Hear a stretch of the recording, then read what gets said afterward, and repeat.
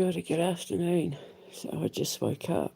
I woke up a few minutes ago, about half an hour ago. But I've been sitting with this dream, trying to figure it out. I'm like, oh God, oh no, no. So I have to tell you what this dream was. I had a dream. I was sitting in the Houses of Parliament, and it was chock-a-block full of people, including people on the street, not just MPs and stuff, and they were all waiting for me to talk. And I was terrified because I was the Prime Minister and I was the. This isn't even funny. I was the new Labour leader. But I was a new Labour, which is really funny because I used to joke and say if I was ever going to be Prime Minister, I might call it the New Labour Party. But my Labour Party was the Labour Party where, because remember the Labour Party when it was originally formed, it was in support of the working man. And that's what my party was. I was standing, people were waiting for me to talk. I was absolutely, I was shaking because I don't like talking in front of people. It's bad enough that I've got to do these shows and stuff. But whatever it was I said, it's like you could hear a pin drop. Nobody spoke. Nobody breathed. They were all listening to what I was, how do I explain it? I was introducing myself, but I was reading out how it was, like the rules, how it was going to be from now on. And I specifically remember saying, this has all been confirmed with the King, and you can check it all out on the website. Just go to our website. And when I finished talking, I couldn't wait to get out of there. I really didn't want to be there. And people gave me a standing ovation. Like everyone stood up and started clapping. And I walked out of the hall, and I don't know if this is real or not, because I don't know any of this stuff. But when I walked out of the big doors, as I was walking out, there were all like these paintings and stuff of, like, obviously political figures and that throughout history, prime ministers and political figures throughout history. And I went through this little door and there was this painting portrait of the Queen. And it came to life. She looked at me and she started laughing and she goes, I told you, didn't I? And I said, oh, shush, like this. And she was laughing and she said, welcome home, Prime Minister. And I said, it's not funny. And as I'm walking out the door, she's laughing. But then in the dream, I went to the house in Downing Street, which was all being renovated. It was like it had been stripped clean of, like I had removed, like I'd done a cleansing on 10 Downing Street, which even my son said, if we're going to move in there, Mama, you have to do like a massive cleansing. And I was like, this thing was like doused head to toe in my sprays, and I had clay planted everywhere, but I had done it all up. And then I went into this room that I'm guessing was like the office. I'm trying to remember everything in order because I'm still kind of reeling at the fact that the portrait of Queen Elizabeth came to life and was laughing at me. I went into the office, I turned the laptop on, and whoever I was talking to about getting my flight to go and check the grounds of the foundation. How can I explain it? It's like I was flying back and forth. The thing is, wherever it is I build the foundation can't be in the United Kingdom because I wouldn't fly. I'd drive. I'd want to drive. Like if my foundation was in Wales or Ireland or even like Scotland, I'd want to drive and just take the ferry. I wouldn't want to fly. I'd never be one of these prime ministers that took private jets and stuff because I'd feel gross. But I was, whoever it was I was talking to on the laptop, we were going over, because it had been built and I was going over to check on it. The boys and I were waiting to be taken to the airport to go to this place where the foundation was being built. So it's like I was doing both. The last one where I was saying, well, I'd never be Prime Minister because of my stomach, and I want to build my foundation and I don't want to stay on the island. And that it's almost like I was being allowed to do both.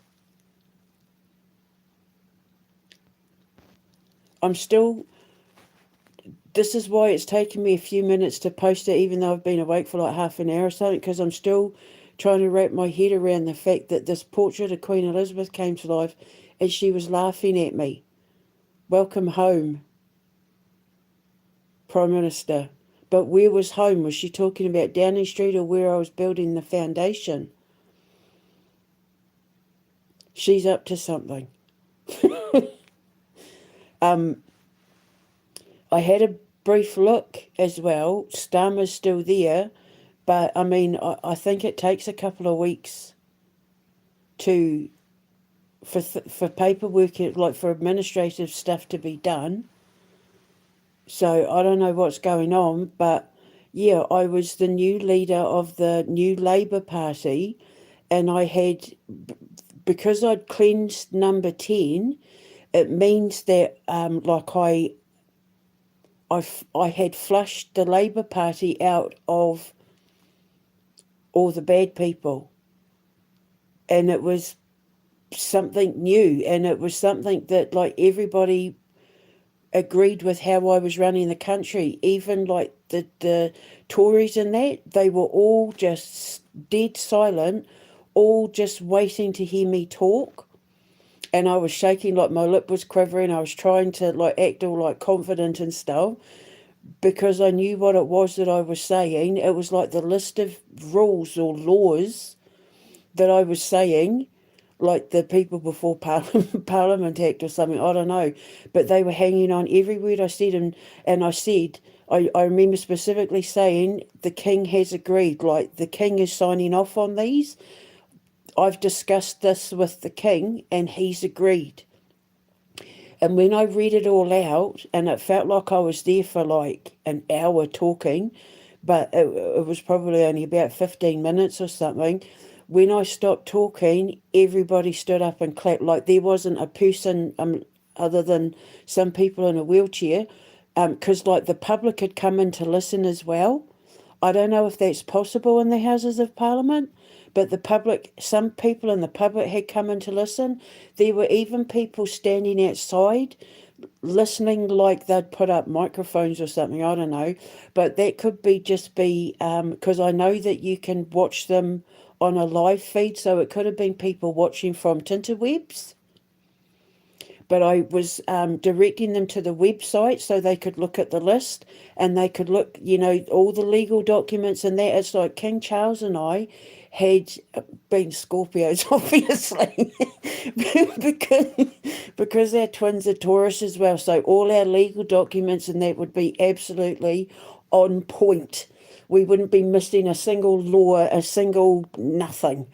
We're almost as bad as Capricorns when it comes to sticking to the letter of the law and making sure our contracts are like airtight and perfect. But whatever it was I was saying, there wasn't a single person who disagreed with me. And it was like people were just jubilant. And jubilant.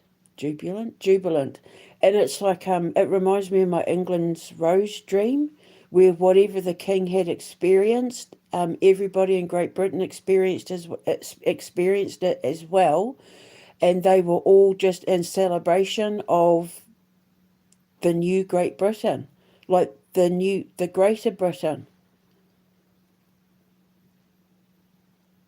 This new Great Britain was a Great Britain that had never been this great before. Like, people weren't accustomed to how great this new Britain was going to be. And it was like,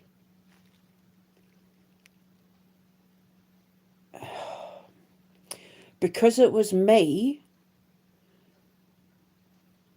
everybody knew the job was going to get done. Because it was me, everybody knew that what I said I was going to do, I was going to do it. Like, nobody questioned it. How the king and I had worked it, how this new parliament was going to be, how I was going to be as Prime Minister, as like it had never been done before. But it was change that was needed, and it was change that was appreciated, and it was change that was applauded. But I made that video saying I'm not staying on the island and I want to spread my wings and go to Europe and stuff. It's almost like I was allowed to do both. Like, look, be Prime Minister, but have your school in Hungary or Switzerland or wherever. You can do that, that's fine. Build one here too while you're at it, sort of thing. Because, I mean, I'm going to be honest, if I was Prime Minister, I'd be using my position to do deals with other countries where I'd be saying, let us build a school there. I absolutely would, and I would be making money from it, but my bank accounts would be open to the public because everyone would see I'd only be taking what I needed and all the rest would be going straight back into the school and saving for my boys' future. So I'd make money I'd make my money, but I wouldn't hide anything. Because all I want is to be able to pay the bills without having to worry about money, put food on the table without having to worry about the shopping bill, be able to travel, have my dream home where I can have my animals and all of that, and just not have to worry about my future. That I could have enough so that my boys would never ever have to worry about money, that I could leave a legacy for my kids and my grandkids and all of that. And I'd be happy with that. You wouldn't catch me walking around in Louis Vuittons and, Coco Chanel and Versace and any of that, because I'd have my own fashions, and my fashions wouldn't be expensive at all. I'm going to have my own fashion house, and it will be a fashion brand, and we're going to have fashion shows and all of that, but you won't be paying those kind of prices where you'd be looking like nothing we made, unless it was like some elaborate ball gown or something, nothing we made would probably cost more than about $1,000. So, yeah. So you won't be seeing me in, if I was going to have cars, I'd collect classic cars. And even then, I can't drive, so I'd only be collecting them because I love cars. I love classic cars, but I'd just have someone who drove them. Petrol cars. I would never, ever in a million years have an electric car, ever. But Great Britain would be so rich based on my manifesto that everybody would be comfortable. Everybody would be having the opportunity to make money. And for those who didn't want, like, everyone would be comfortable. So there'd be no finger pointing and, do you know what I mean? So it's like people trusted my integrity. When I left the Parliament building, that's Westminster, right? That's where they have the Houses of Parliament, is that right? When I was walking across that bridge from the dream that I had where the Queen was hiding under the bridge with the kids, that'll be why she was laughing under the bridge. in the dream. In the very first dream I had was when I was walking across the bridge. Oh, that's why she was laughing, because I walked back to 10 Downing Street. I don't even know if that's possible, but I was in the dream. I was taking a nice walk back to Downing Street, and the people, when I was going across the bridge, when I was walking through Piccadilly Square and all of that, I only know that because of the big screens and from images I've seen from after the war and stuff. I don't know if in real life this is possible. I've only been to London insofar as like I've driven through it to get to and from airports. So I don't know if any of this is possible in real life. But in the dream, I was walking, and when I was walking back to Downing Street, people were like shaking my hand and giving me hugs, and like I was being offered, there were like vendors along the way selling flowers and fruit and like teddy bears and that, and people were giving me gifts. And I took them when I got back to 10 Downing Street. I opened the door. I remember the smell of incense. I think it was sandalwood. And it was like the whole place had been cleansed and cleared. I'd taken the carpets up. It had all been repainted.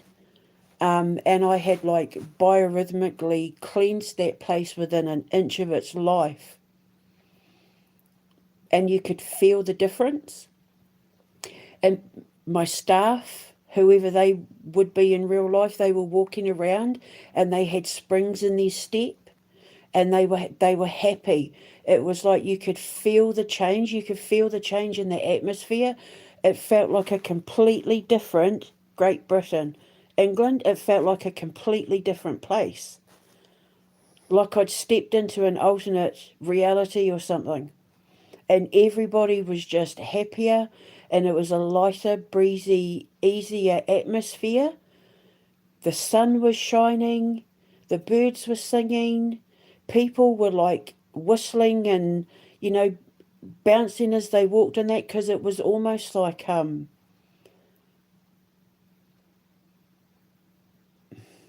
weight of the world had been lifted off everyone's shoulders. They could sleep again. They could make money again. They didn't have to worry about bills. They didn't have to worry about their futures and that. Everybody was all on board. And it was because of whatever it was that the king and I, these laws that we'd made. And there was a link on the website, like there was a link to the website so that people could see it all for themselves. One of the things that I found when I was going through my notes and that was, and going through my videos, because I was uploading some stuff on LinkedIn just to let everyone know what I was up to, because like I'm getting to that point now where I'm getting ready to want to bring artists and writers and musicians and that in. Now that I've got enough to work with, I want to be able to sit with people and put all of this stuff together. And one of the things I found was a video that I'd put up called the Transparency Act. And it was basically where all MPs and all politicians, all MPs and all prime ministers after me, like there would be a full transparency act. I'm still trying to wake up properly. I do apologise, but it's because I'm getting nervous, because it's like, what's she done? She's done something. She's laughing. The Queen, I mean. The Transparency Act, where every meeting, every penny that you make as a sitting MP and Prime Minister has to be available for the public. All your meetings, they should be able, unless it's to do with like a matter of absolute national security, all the Prime Minister's meetings are to be where people can like log in and watch them. That's what I was saying. And like if I was going to have Xi Jinping at my house, because I said I'd conduct all my meetings and that over the dinner table, where they would be coming into my home and we would break bread together. I'd have live cameras so that they could see the conversations we were having, so they would know that there was nothing underhanded going on. So I'd be bringing in the Transparency Act, and it's like, whatever it was that the people were witnessing, because I'm assuming that's what the public was when I was inside Parliament, whatever it was they were witnessing, they knew that I didn't have anything to hide, and they trusted me. Like, I was actually someone that everybody trusted. And it's almost like whoever I was working with in the opposition party, because there was no Kemi Badenoch or anyone like that. None of these faces were people that I knew, but I wouldn't know most of them in real life anyway, because I really do hate politics. Because it's so corrupt, I'd just spend my whole time yelling at people and trying to like investigate them and whistleblow and all of that. But it's almost like the only people that were there were the people who had the best interests of Great Britain at heart, and who took oaths to serve the king and the country, who meant it. We were all on the same page, and we weren't really opposition. They were more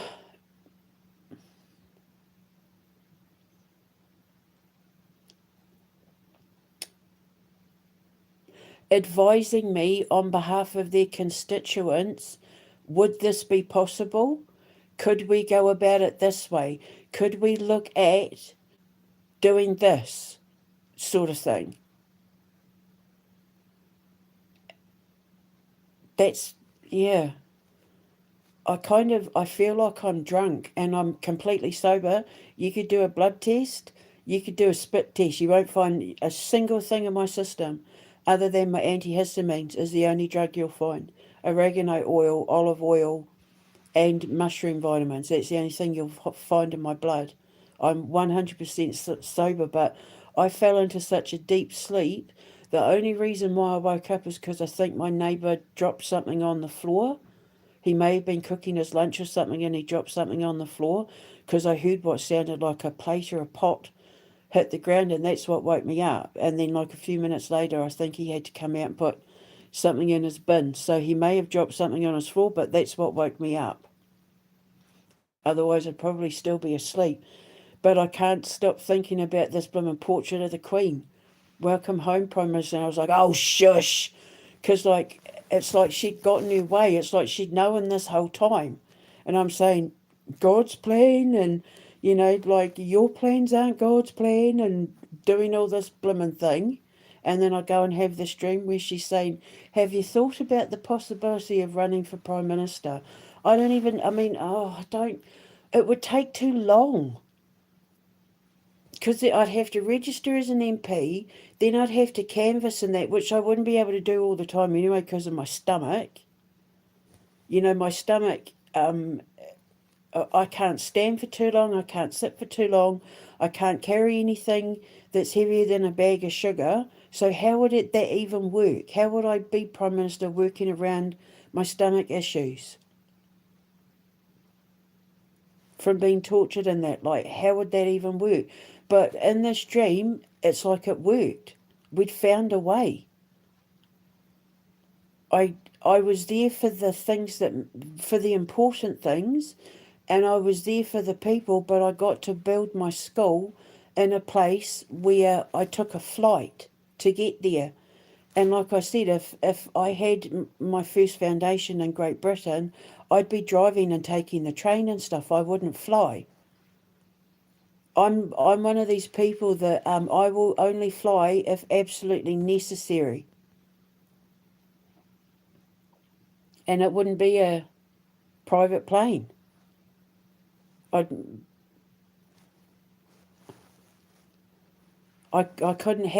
live in that kind of luxury.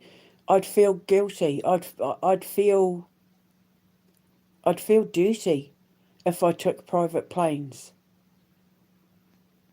I would only take a private plane if it was the only option because it was an absolute emergency. Like, like if it was an absolute emergency. So wherever it was I don't know, because like even then, if I was building my school in Hungary or Switzerland or somewhere like that, I'd take the ferry to France and go to them that way. But in this dream, I took a flight. It was a scheduled flight, and we were waiting to be taken to the airport, and it was like the actual airport, not like a private runway where they have private planes. So I was taking a plane with everybody else, flying like business class or something with the boys.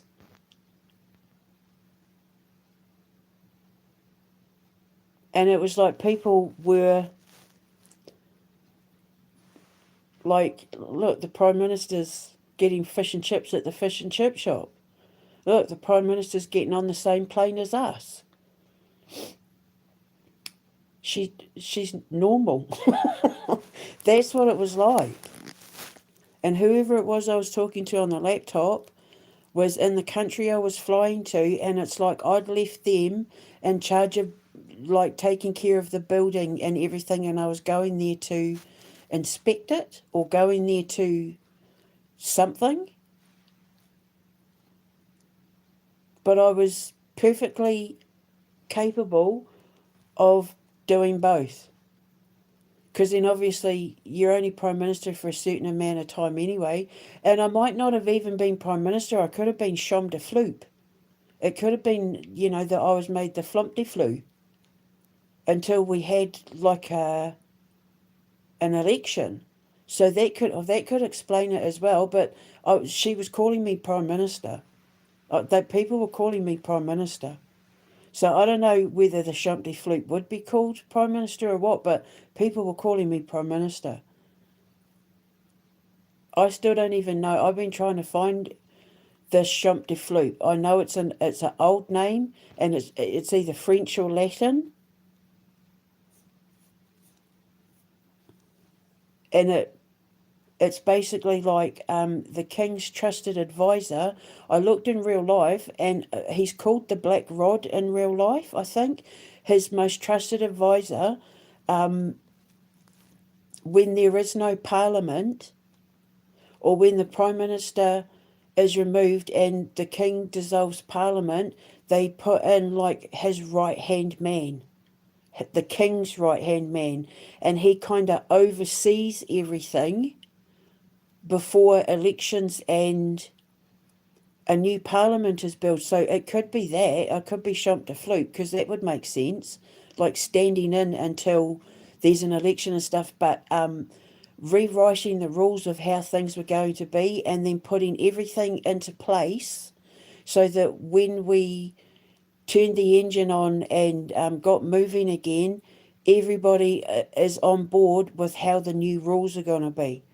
That's basically it, and that's my understanding of what I think a Chom de Floop is, or a Flump de Floop. But it's like something from like the 14th or 15th, 16th century or something. Like it's one of those where the King brings in the Flump de Floop Act, or something, where it's like where the King no longer has faith in his parliament, he brings in the interim, like acting on behalf of Prime Minister sort of thing. So I could have been the Chom de Floop. It's probably got an absolute ordinary name, but I know that when I had that King's Law dream, it was a name like the Chom de Floop, because it was written at a time, because it was brought in at a time where they spoke funny words, funny English, where the F's were S's and that sort of thing. So it could be that, which would make sense. Why I was happy to do both, because I knew that being Prime Minister was only going to be for like 3 or 4 months or something. I'd do that. But yeah, whatever it was in this dream, I was able to do both. I can't get it out of my head, because it was a portrait of her like how she was on the Money. And she turned. It was a side profile of her. And she turned and she was laughing. I was like, shush. She was laughing. Welcome home, Prime Minister. I was like, oh, shush. Don't even say it. I was saying. So weird, weird. And now I'm slightly scared because it's like, oh God, I'm not great talking in front of crowds of people. It's all right doing it for the kids because, like, they're kids, but I'm fine around kids, but oh my God, just the sort of, well, we'll just have to wait and see what happens. I don't know how it would be possible for me to even be Prime Minister, like, overnight.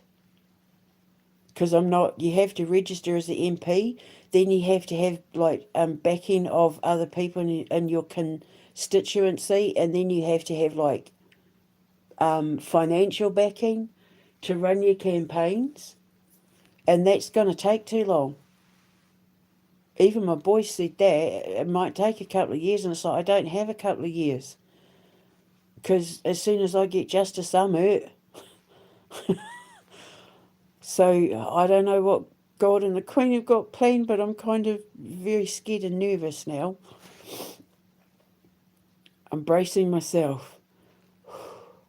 Because my dreams, I don't know what else this could mean.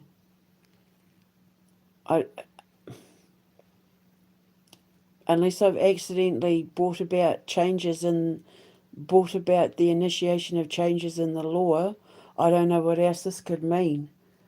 I get to build my school either way, so my heart's racing. It's like, what's she done? Her and God have got a plan. And they're only just starting to let me in on it, I think. So yeah, I was the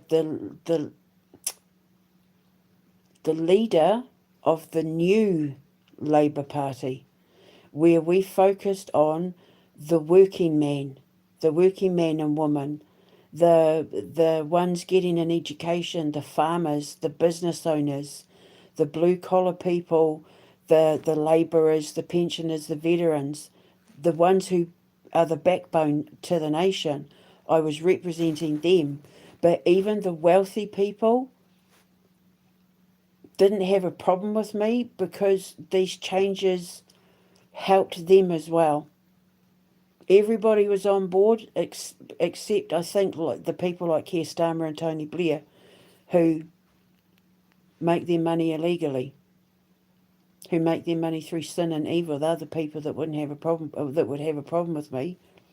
The top 1% would be paying a lot of money unless they were able to put their wealth into contributing, giving back to the people of Great Britain. Then they'd get tax breaks. So they'd get, the richest people in Great Britain would get tax breaks if they invested their money inside Great Britain rather than outside. If they have properties outside of Great Britain, they'd pay more tax. If they have businesses outside of Great Britain, they'd pay more tax. But if they put the money back into Great Britain, there'd be deals. So, yeah, that's what I'd do. But I would be nice to the king, because in order for any of this to happen, he would be having to step away from people like Bill Gates and Ed Miliband and the World Health Organization and the World Economic Forum and all of that. He'd have to give up money in order to make clean money, safe money, but I'd make him more money, because I'd make Great Britain so wealthy. I know exactly how I'd do it. But I'd need all hands on deck. Everyone would have to roll up their sleeves and play their part. Opening the mines again. Starting up the factories again. I would want to be a world industry leader in textiles again. I'd want to revitalise Britain's textile factories, textile mills. I wouldn't be importing anything. If we could make it or grow it or create it in Great Britain, we will. I'd only export things. I'd only import things that weren't available here or that we couldn't do here. I would be focusing only on Great Britain, and I'd be doing deals with other countries where it benefited Great Britain, you know. So all our, like, other than things like oranges that we can't grow here, yeah, all our fruits and vegetables would all be seasonal. So you wouldn't be able to get strawberries at Christmas time, but all our fruits and vegetables would be seasonal, but everything would be cheap, homegrown, organic, chemical free, pesticide free, artificial free, and we'd only import things that we couldn't do ourselves. And where we currently, for the last few decades, have been outsourcing a lot of things to other countries, our textiles might be a little bit more expensive than getting them from China or Taiwan or whatever, but everything would proudly have the label made in Great Britain. So, yeah, that's what I'd do. I'd create so many jobs, like, yeah, even for the people that were on benefits that didn't want to work from home, that didn't want to go out and get a job, they'd have to sign up to that community tree where they'd at least have to cook a meal for the neighbour who was resting up after surgery or whatever. You know what I mean? So everyone would be doing their bit in a small way, in a great way, you know. And then our pensioners and our veterans and all of that, our people who are retired can just chill. I'm full of so many ideas that I haven't even begun to talk about if I was Prime Minister. But yeah, so I don't know what this dream is, but something tells me I've just stepped into a door that's a lot bigger than the future even I thought was waiting for me, and it's like, oh God, I'm not good talking in front of people. It's not like karaoke where you have a couple of shots of gin and then get up on stage. Like these people, I must have rehearsed that speech within like an inch of its life. Because I was very calm and precise. I wasn't stuttering and stammering. You can always tell when I'm uncomfortable talking because I crack jokes. Oh, God. But the main thing is everyone was happy. So whatever it is this dream is about, rest assured, Starmer was gone, all the corrupt politicians were gone, and everyone was happy with the new Greater Britain. And I was still able to build my school. So that's all that matters. That's what we have to take away from this dream. Everybody gets what they want at the end, and all the corruption is gone. It had been cleansed and cleared from 10 Downing Street. So that if I'm shump de ploop, then that's exactly what would be happening anyway. But because I don't know how I would be Prime Minister, I don't know how that would be possible unless they like overnighted my, registered me as the MP and did everything over, like rushed it through. I don't know how else it would be possible. But anyway, like I said, what we need to take away from all of this is that the people of Great Britain and England and the King and everybody that was in that Westminster, they were all happy because I got a standing ovation. So, and Starmer and Cooper and all that were gone. They were all been taken care of. It had all been cleansed and cleared out, and yeah, and people were happy. So that's all that matters. So I'm going to go now, and I shall speak to you later. Ka kite anō. Oh, Queen Elizabeth.